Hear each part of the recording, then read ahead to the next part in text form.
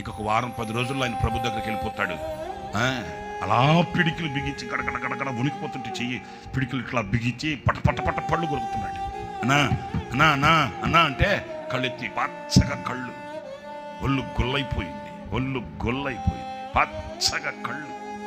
ఆ కళ్ళు పంపిస్తే స్పూన్ ఫీడింగ్, ఒకే ఒక స్పూను 2 స్పూన్లు అంతే. స్పూన్ ఎంత? Tea spoon.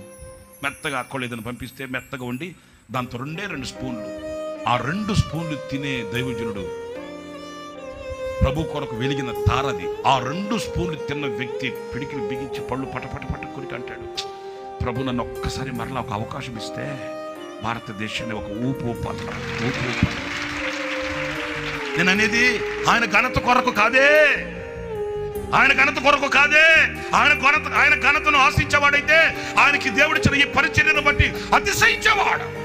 ఇంకా నేను ఎందుకు కష్టపడాలి, ఇంకెందుకు నేను శ్రమ పడాలి, ఇంకెందుకు నేను ఆహార విషయాలు తిరగాలి, నాకు ఇంత ఎస్టాబ్లిషన్, ఇంత విస్తరణ నా దేవుడు నాకు ఇచ్చాడు కనుక నేను సుఖపడాలి అని అనుకునేవాడు.